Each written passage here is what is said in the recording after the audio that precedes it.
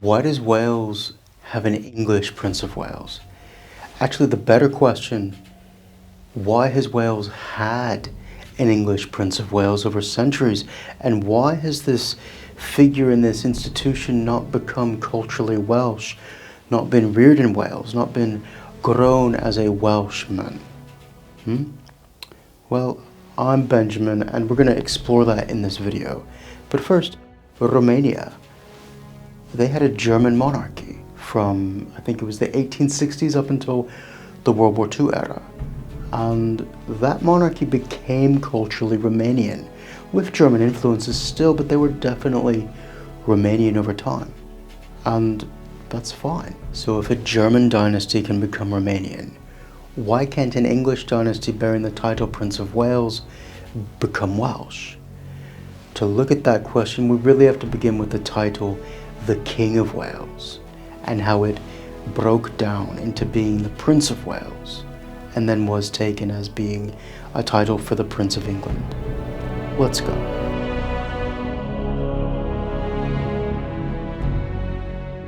Around 1,000 years ago, a badass arose in Wales named Gruffydd ap Llywelyn. He united Wales after decades, over a century at that point, of bickering, petty kings who did not love their nation enough to give up power to one king. But he united Wales through bloodshed, exiling his enemies, assassinating them, murdering them. It made him a lot of enemies, but it did create the Kingdom of Wales, of which he was king for 7 years. He was assassinated in 1063.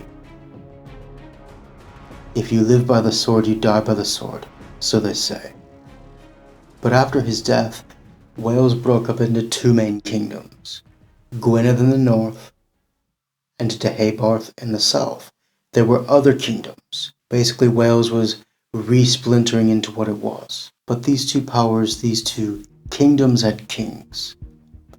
And it continued this way, even after the Norman invasion of the 1080s, in which Wales was reduced. By the early 12th century, it was not even sure that Wales would survive as a country. It was looking like it would go the way of Old England, perished, gone into Norman French rule. But hard times create hard men. Never give up hope. As we see in our society today, splintering, rival cults and factions forming everywhere you look. It is these times that create the best of men, because dark times create light. And this is exactly what happened in Wales, a flourishing of new ideas from the 1130s on. And you had the kings of Powys, Gwynedd and Deheubarth uniting in an alliance that defeated the Normans several times in battle. This was startling to the Normans because they weren't used to being defeated, and the age of castles erupted over Wales because people were defending their turf. However, these kings united around Owain ap Gruffydd of Gwynedd. Not always, they did fight each other still, especially Powys and Gwynedd. But Owain ap Gruffydd was not the only Owain ap Gruffydd. Well, here are the two names. Similar enough to cause confusion, yeah? So Owain Gwynedd became his name, the leader of Gwynedd, to distinguish himself from his counterpart, sometimes friend and sometimes rival, Owain ap Gruffydd of Powys, who came to call himself Owain Tywysog. Of the region he came from, Powysian politics were very different, with rival lordly families in different valleys. But in Gwynedd, Owain was distant enough to build something. He doubled the size of his kingdom, and he needed to figure out how to create a new status quo, with which not only to fight the Normans and free Wales, but to ensure the survival of Wales in the long term, a rejuvenation, a national renewal. His father had brought poets and artisans and musicians from across the sea in Ireland. But he brought new institutions in Owain ap Gwynedd, and he came to be called Tywysog. Tywys means to lead. The og ending is descriptive of the essence of a leader, Tywysog. It meant one who leads troops in battle, usually reserved for the heir to the throne. He was insinuating his battle prowess. He never lost a battle. He even fought several one-on-one duels, life and death on the fords of rivers, winning each time. He was a badass. But this institution that he built, Tywysog, had no equivalent in French, Norman French, and then what would become English. Princeps they took, the ideas of the Latin. In their mind, the prince is whoever the son is of the king, all equal in right potentially to rule underneath the king in rank, title, and prestige. Wales didn't see it that way. The Tywysog was an elevated position above the other sons of the king, above the lords, above the barons, equal to kings in some ways, especially in battle, which was what counted in Welsh eyes. Not a faraway England, but in the court of England, they came to translate it as prince, which meant, oh, they only have a prince, they don't have a king, so their titles are beneath our king, right? That's how feudal monarchy worked. If you're liking this, tap the like button, donate via Patreon, buy me a coffee, or leave a super like, and subscribe. Back to the video. So in the next century, the 13th century, Llywelyn the Great arose, becoming Prince of Wales. After 1200, expanding his lands, retaking large areas for the Kingdom of Gwynedd. In England, there were the barons and the monarchy, opposite factions, trying to wrestle power from one another, and it erupted into the First Barons' War.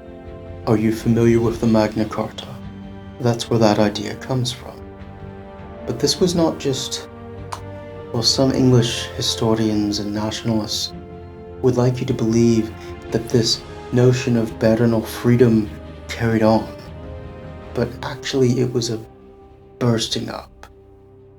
The struggle continued between these barons and lords and the monarchy throughout the 13th century, culminating in a victory for the monarchy, not the freedom of the lords, essentially. But for the time being, Llywelyn the Great used this astutely to declare himself prince. Things were changing even within his own lifetime.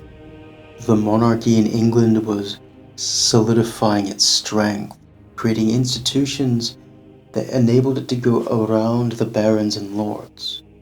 And in the Second Barons' War of the 1260s, a young Master Edward, who would become prince, who would become King of England, defeated these barons. And this Master Edward was twisted. He had definite daddy issues. He had bowel movement issues. He had a seething hatred of many Welshmen, and he didn't like Jews. He ended up kicking them out. But the point is, Llywelyn, another Llywelyn after Llywelyn the Great, Llywelyn's son Dafydd, and then Llywelyn ap Gruffudd after him, came to the throne, and he wrestled out the title Prince of Wales again in the 1260s, taking advantage of the chaos in England. But Master Edward, the arch-villain psychopath, never forgot this. He held a grudge against the Welsh personally. He made it personal. And he maneuvered England into a position to completely destroy Wales. It led to a war in 1277. Llywelyn ap Gruffudd, however, played his hand cool, using the title Prince of Wales to bargain. He managed just to hold on to his title, though he lost territory. He didn't give up the crown Prince of Wales voluntarily in any sense. However, by the 1280s, King Edward was using spies within the church to try and control parts of Gwynedd from within. This naturally led to war, along with other things that had happened before in 1277. And this war, unlike the other, King Edward prepared a full conquest. His style, his method of conquest was genius. He intended this to be his equivalent to Julius Caesar's conquest of Gaul, his magnum opus. He planned it well. He brought in colonists. He deconstructed Welsh buildings to build castles to suppress Wales. He built architecture around the former kingdom of Gwynedd to prevent rebellions in the mountains. He created new laws, forcefully pushed people to new locations, whole settlements. And he had heirs put in wooden cages for the rest of their lives, locked away at night in towers, while sending the women to nunneries. It was brutal. It was ingenious. But he had one flaw in this spectacular conquest. He let his ego get away with him by creating a new institution. In 1301, he crowned his new son in Caernarfon in Wales, in Gwynedd, on a very symbolic location, where he built his castle there. He crowned his son the Prince of Wales. Now you might say, Benjamin, why is this an ego trip? Why is this a flaw in his master plan? Because what he did in this was he built an institution within the English monarchy that preserved the idea that Wales is a nation. And centuries later, 250 years later or so, in the 16th century, the Reformation abolished the old Welsh laws completely, and Wales had no institutions of its own. It should have gone out. Yes, the Bible in Welsh preserved our language, but as for an identity of a national existence, we shouldn't have carried on from that point, really. Over 450 years later, after generations of English princes of Wales, many of whom barely had ever stepped foot in our country, Prime Minister, the first Welsh Prime Minister, the only Welsh Prime Minister, David Lloyd George, realized that King Edward I had made a mistake by institutionalizing Wales through the Prince of Wales. And so he brought the then Prince of Wales, I think it's Edward the Seventh, there's a lot of Edwards, he brought him to Caernarfon and had an investiture there with Welsh symbolism, creating new Welsh symbols. And it began a national renaissance in some sense of our character, in cymeriad, our character. But as for why there's never been a Welsh Prince of Wales, it's because the monarchy, for a reason I don't understand, has chosen not to raise their Prince of Wales in a Welsh, culturally Welsh environment. I think it would do wonders for the monarchy if they raised the Prince of Wales in a Welsh-speaking town entirely his early life, and then he would be Welsh. But to have an English Prince of Wales, many feel that that's an insult, because taking the crown and crowning it to your descendants is one thing, but not raising the prince of that crown as culturally being from that country is quite another. And that's what's happened. What do you think? Should the Prince of Wales be raised in Wales? That's my opinion. I don't want to get rid of these institutions. Getting rid of the monarchy is an extreme thing. I don't want to end up like France. It's bittersweet to me because I think monarchy works. I think it's good. But if you're going to have monarchy, you have to support the country that the title is from. Otherwise, it can be seen by many as an insult. I don't want the French Revolution. I don't want the radical leftism of constantly throwing away our own past for the sake of progress. And so I hope the monarchy reforms. I hope it changes to rear and raise the Prince of Wales in Wales as being of Wales, for Wales, rather than being of England with a few Welsh decorations every St. David's Day. Let me know what you think down in the comments, and we'll see you in the next episode. Diolch yn fawr iawn am gwylio. Thank you very much for watching. My Patreons are on the screen now. Thank you for your contribution.